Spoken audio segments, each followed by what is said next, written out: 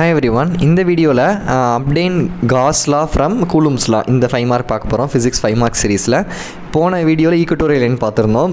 இதுக்கப்புறம் electric field due to electric potential due to டைபோல்னு ஒரு கொஷின் இருக்கும். அது கொஞ்சம் பெரிய கொஷின். ஸோ அதை நம்ம நாளைக்கு பார்க்கலாம். இன்றைக்கி இது ஈஸியான கொஷின்கிறனால நான் இது எடுத்துகிட்டு வந்துடுச்சு. சரியா? ஸோ ஆக்சுவலி இது வந்து ஒரு 3 மார்க் கொஷினை தான் கேட்பாங்க. பட் கொஞ்சம் இம்பார்ட்டண்டான கொஷின் தான். ஸோ எப்படி நம்ம வந்து Gauss law டிரைவ் பண்ண போகிறோம் Coulomb's lawலேருந்து அப்படின்னு பார்த்தீங்கன்னா, first you have to consider and sphere. ஒரு ஸ்பியர் நம்ம என்ன செஞ்சுக்க போகிறோம், கன்சிடர் பண்ணிக்க போகிறோம். ஸோ இதிலே நான் எடுக்கிறேன் ஒரு ஸ்பியரை. சரியா? இந்த மாதிரி ஒரு ஸ்பியர் நம்ம செஞ்சுட்டோம், கன்சிடர் பண்ணியாச்சு. இப்போது இதில் நம்ம என்ன பண்ண போகிறோம் அப்படின்னா, ஒரு பாசிட்டிவ் சார்ஜ் Qங்கிற ஒரு பாசிட்டிவ் சார்ஜ் நான் என்ன செஞ்சுட்டேன், சென்டர் ஆஃப் த ஸ்பியரில் நான் ப்ளேஸ் பண்ணிட்டேன்.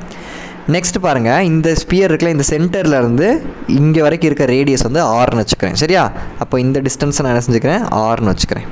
Okay, fine. நெக்ஸ்ட்டு இந்த Q இருக்குது பார்த்தீங்களா, இந்த Q வந்து அதோட எலக்ட்ரிக் ஃபீல்டு என்ன செய்யுது, இந்த டைரக்ஷனில் கொடுக்குது. ஸோ அப்போது நல்லா கவனிங்க, இந்த இடத்துல ப்ளஸ் Q சார்ஜ் வச்சு எனக்கு என்ன எலக்ட்ரிக் ஃபீல்டு கிடைக்கும், ப்ளஸ் E தானே கிடைக்கும், E ப்ளஸ் தானே கிடைக்க போகுது. ஸோ அப்போ இங்கேருந்து ப்ரொடியூஸ் ஆகிற எலக்ட்ரிக் ஃபீல்டு நான் செஞ்சுக்கிறேன், இங்கேருந்து எலக்ட்ரிக் ஃபீல்டு E வெக்டார்னு வச்சுக்கிறேன். ஸோ அப்போ இங்கேருந்து போகிற எலக்ட்ரிக் ஃபீல்டை E வெக்டார் அப்படின்னு நம்ம வச்சாச்சு. நெக்ஸ்ட்டு இங்கே ஒரு ஸ்மால் டிஸ்டன்ஸ் நம்ம எடுத்துக்க போகிறோம், தட் இஸ் DA. இந்த ஸ்மால் டிஸ்டன்ஸ் நான் வச்சுக்கிறேன் DA வெக்டார் அப்படின்னு எடுத்துக்கிறேன். ஸ்மால் ஏரியான்னு வச்சுக்கலாம். இந்த ஸ்மால் ஏரியா இருக்குது பார்த்தீங்களா, இது நான் DA வெக்டார்னு வச்சுக்கிறேன். ஸோ அப்போ ஒரு ஸ்பியர் கன்சிடர் பண்ணிட்டோம், சென்டரில் ஒரு பாசிட்டிவ் சார்ஜ் வச்சாச்சு. ஸோ இந்த ரேடியஸ் ஆர்னு நான் சொல்லிட்டேன். நெக்ஸ்ட் இந்த ப்ளஸ் Qலேருந்து இங்கே ப்ரொடியூஸ் ஆகிற எலக்ட்ரிக் ஃபீல்டு E வெக்டார், இதில் ஒரு சின்ன ஏரியா DA வெக்டார் நம்ம எடுத்தாச்சு. சரியா? இதில் நம்ம என்ன கண்டுபிடிக்க போகிறோம் அப்படின்னா, டோட்டல் எலக்ட்ரிக் ஃப்ளக்ஸ் கண்டுபிடிக்க போகிறோம். ஸோ எலக்ட்ரிக் ஃப்ளக்ஸ் அப்படிங்கிறது என்னது, total number of electric field passing through the particular area. ஒரு பர்டிகுலர் ஏரியாவில் எத்தனை எலக்ட்ரிக் ஃபீல்ட் லைன் வந்து என்ன செய்யுது, பாஸ் பண்ணுது அப்படிங்கிறத இந்த எலக்ட்ரிக் ஃப்ளக்ஸ்னு சொல்லுவோம். அதை நம்ம டீட்டெயிலாக பார்க்கலாம். பட் இப்போ நம்ம எலக்ட்ரிக் ஃப்ளக்ஸ் கண்டுபிடிக்க போகிறோம். ஸோ என்ன எழுதணும் நீங்கள், த electric flux, the total electric flux through the closed surface. ஏன்னா இது ஒரு closed surface பார்த்தீங்களா, இது ஒரு closed surface. so through the closed surface of the sphere. ஏன்னா இது ஒரு ஸ்பியர் தானே. ஸோ இது ஒரு closed surface of the sphere. So இதில் வந்து எலக்ட்ரிக் ஃப்ளக்ஸுக்கு என்ன ஃபார்முலா அப்படின்னா, ஆல்ரெடி எலக்ட்ரிக் ஃப்ளக்ஸ் ஃபார்முலா நீங்கள் வந்து இந்த இதுக்கு முன்னாடி இருந்திருக்கும். நம்ம அதை தியரிலாம் பார்க்கல, வெறும் 5 மார்க் தானே படிக்கிறோம். ஸோ அதனால் நீங்கள் தெரிஞ்சுக்கணும். ஸோ இதுதான் எலக்ட்ரிக் ஃப்ளக்ஸ், φEன்னு சொல்லுவோம். சரியா? இதுதான் இது electric flux φE, which is equal to closed integral of E vector dot DA vector. இதுதான் எலக்ட்ரிக் ஃப்ளக்ஸ்க்கான ஃபார்முலா. சரியா? நல்லா ஞாபகம் வச்சுக்கோங்க. φEங்கிறது என்னது, எலக்ட்ரிக் ஃப்ளக்ஸு. இதுக்கான ஃபார்முலா என்ன, which is equal to integral of E vector dot DA vector. இதுதான் ஃபார்முலா. பட் இங்கே நம்ம க்ளோஸ்டு சர்ஃபேஸ் கன்சிடர் பண்ணியிருக்கோம் இந்த இடத்துல.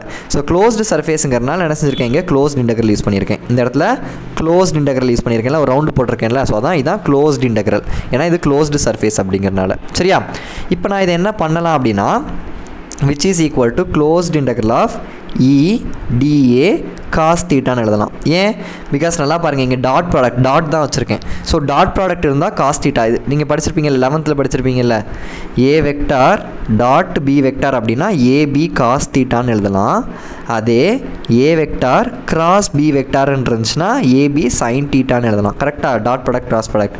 ஸோ எப்போல்லாம் டாட் பார்க்குறீங்களோ அப்போ காஸ் தீட்டா நீங்கள் யூஸ் பண்ணலாம். எப்போல்லாம் கிராஸ் பார்க்குறீங்களோ அப்போல்லாம் சைன் தீட்டா யூஸ் பண்ணலாம். ஸோ இங்கே நான் டாட் தான் வச்சுருக்கேன். ஸோ ஏங்கிற இடத்துல எனக்கு இதான் A, இதான் B. அப்போ ஏங்கிற இடத்துல E வெக்டார் இருக்குது. ஸோ நான் E போட்டுட்டேன். பிங்கிற இடத்துல DA இருக்குது. ஸோ DA போட்டுட்டேன். ஸோ இங்கே நம்மளுக்கு இங்கே டாட் யூஸ் பண்ணியிருக்கனால காஸ் தீட்டான்னு போட்டாச்சு. Okay, fine.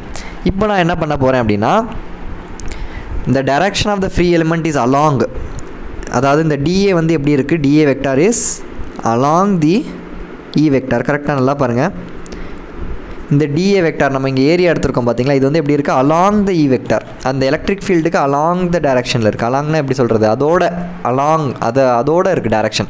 சேமாக இருக்குது பார்த்தீங்களா, இந்த டைரக்ஷன் சேம் டைரக்ஷனில் இருக்குது. ஸோ அப்போ இங்கே கிரியேட் ஆகிற ஆங்கிள் 0 டிகிரி. கரெக்டாக? இப்போ ஒரு வேளை இப்படி போயிருந்துச்சுனாவோ இல்லை இப்படி போயிருந்துச்சுனாவோ இங்கே ஒரு தீட்டான ஒரு ஆங்கிள் கிரியேட் ஆகிருக்கும்.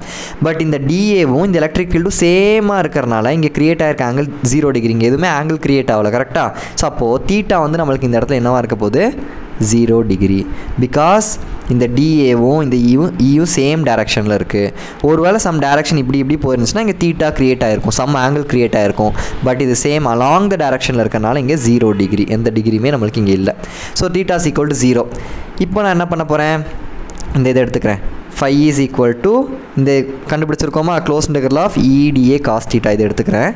So phi is equal to close integral of EDA cos theta எடுத்துக்கலாம். சரியா? இதில் என்ன பண்ண போகிறோம்? காஸ் தீட்டா, இந்த காஸ் தீட்டாவில் தான் தீட்டாக்கு பதிலாக நான் 0 சப்ஸ்டியூட் பண்ண போகிறேன். கரெக்டாக இந்த தீட்டா தான் எனது நமக்கு 0 டிகிரி. அப்போ நான் என்ன பண்ணணும்? Close integral of EDA cos 0 degree. Because எனக்கு தீட்டாக்கு பதிலாக என்ன செய்கிறோம்? 0 டிகிரி கண்டுபிடிச்சதை சப்ஸ்டியூட் பண்ணிட்டேன். ஸோ காஸ் 0வோட வேல்யூ என்னது? 1. அப்போ இந்த காஸ் தீட்டாவோட வேல்யூவே 1ன்னு வந்துடும். அப்போது வெறும் EDA மட்டும்தான் நம்மளுக்கு இருக்கும். கரெக்டாக வெறும் EDA மட்டும்தான் இருக்கும். கரெக்ட்? ஃபைன். இதுக்கப்புறம் என்ன பண்ண போகிறோம் அப்படின்னா, இந்த எலக்ட்ரிக் ஃபீல்டு E இருக்குது பார்த்தீங்களா? Electric field E is uniform on the surface. சமமாக இருக்குது. இந்த எலக்ட்ரிக் ஃபீல்டு இருக்குது பார்த்தீங்களா? இது ஒரு இடத்துல அதிகமாக ஒரு இடத்துல கம்மியாக அப்படி இருக்காது. ஸோ இந்த எலக்ட்ரிக் ஃபீல்டு வந்து இந்த க்ளோஸ்டு சர்ஃபேஸில் எப்படி இருக்கான்? யூனிஃபார்மாக இருக்குது அப்படின்னு சொல்கிறாங்க. ஸோ அப்போ யூனிஃபார்மாக இருக்கிறனால this is going to be constant. சேமாக இருக்குது, எல்லா இடத்துலையுமே கான்ஸ்டண்ட்டாக இருக்குது. அப்போ நான் என்ன செஞ்சிடறேன் அப்படின்னா, இந்த இருக்குது பாருங்கள், phi is equal to E integral dA. அதாவது இது கான்ஸ்டன்ட், E வந்து கான்ஸ்டன்ட். ஸோ கான்ஸ்டண்ட்டாக என்ன செஞ்சிடலாம்? வெளியே எடுத்துடலாம். ஸோ அதனால தான் நான் E வெளியே எடுத்துட்டேன். உள்ளே வந்து வெறும் dA மட்டும்தான் இருக்குது. இப்போ இந்த Eயோட வேல்யூவும் DAவோட வேல்யூ சப்ஸ்டியூட் பண்ணிங்கன்னா ஆன்சர் வந்துடும். ஸோ E வந்து நம்மளுக்கு தெரியும், கூலும்ஸ் லால படிச்சிருக்கீங்க இல்லை? E is equal to 1/4πε0 Q/r². இதான நம்ம வந்து கூலும்ஸ் லால படிச்சிருக்கோம். E is equal to 1/4πε0 Q/r². இது நம்ம கூலும்ஸ் லால படித்தது. இந்த DA என்ன சொல்கிறாங்க? DA அப்படிங்கிறது என்னது? ஏரியா. ஸோ ஏங்கிறது இந்த இடத்துல என்னது? DAங்கிறது ஏரியா. ஸோ நம்ம எதுக்கு படிச்சுட்ருக்கோம்? ஸ்பியருக்கு படிச்சுட்ருக்கோம். ஸோ ஸ்பியரோட ஏரியா தான் நீங்கள் போடணும். கரெக்டாக? ஏங்கிறது ஏரியா. ஸோ இது ஒரு ஸ்பியருங்கிறனால ஸ்பியரோட ஏரியா நம்ம சப்ஸ்டியூட் பண்ண போகிறோம். ஸோ ஸ்பியரோட ஏரியானது 4πr². எல்லாருக்குமே தெரியும் நம்மளுக்கு. அப்போது Eயோட வேல்யூ வந்து இது, DAவோட வேல்யூ இது. ஸோ இது ரெண்டும் இங்கே போய் சப்ஸ்டியூட் பண்ண போகிறோம். ஸோ இந்த Eங்கிற இடத்துல என்ன சப்ஸ்டியூட் பண்ணணும்? இந்த 1/4πε0 Q/r² சப்ஸ்டியூட் பண்ணுங்கள். ஸோ 1/4πε0 Q/r² இன்டூ இந்த இன்டெக்ரல் DA. ஸோ இது கண்டுபிடிச்சதுக்கு வந்து என்னது? Integral DA because closed surface. So இந்த இன்டெக்ரல் DAவோட வேல்யூ என்னது? 4πr². அப்போது இந்த இன்டெக்ரல் DA இந்த ஃபுல் வேல்யூக்கு பதிலாக என்ன செய்யணும்? 4πr² சப்ஸ்டியூட் பண்ணணும். 4πr². இப்போ என்னெல்லாம் இங்கே கேன்சல் ஆகும்? 4π கேன்சல் ஆயிரும், r² கேன்சல் ஆயிரும். ஸோ மீதி இருக்கிறது இங்கே ஒரு Q இருக்குது, இங்கே ε0 இருக்குது. இது ரெண்டு மட்டும் தான் நம்மளுக்கு மிச்சம் இருக்குது. So which is equal to Q/ε0. But உங்கள் புக்கில் Q என்க்ளோஸ்டுன்னு கொடுத்துருப்பாங்க. பிகாஸ் இது ஒரு க்ளோஸ்டு சர்ஃபேஸ் அப்படிங்கிறதுனால நினச்சிருக்கோம் Q என்க்ளோஸ்டுன்னு போட்டிருக்கோம். சரியா? So phi is equal to Q enclosed by ε0. சரி, இதான் வந்து நம்மளுக்கு என்னது? Electric flux. ஸோ நம்ம பார்த்தீங்கன்னா இங்கே கூலும்ஸ் லாவை யூஸ் பண்ணி நினச்சிருக்கேன் காஸ் லா. இதான் வந்து காஸ் லா. இதை நம்ம கொண்டு வந்தாச்சு. ஸோ அந்த டெஃபினேஷன் சேர்த்து படிச்சுக்கணும். காஸ் லாக்கான டெஃபினேஷன் இது ஒரு important 3 mark question. So next வீடியோவில் அந்த எலக்ட்ரிக் டைபோல் 5 மார்க்கை சால்வ் பண்ணுவோம். பட் அது கொஞ்சம் பெரிய கொஷின், கொஞ்சம் டைம் எடுக்கும் அந்த வீடியோ. ஸோ நீங்கள் பொறுமையாக பார்த்துக்கணும். சரியா? So will meet in the next video. Thank you.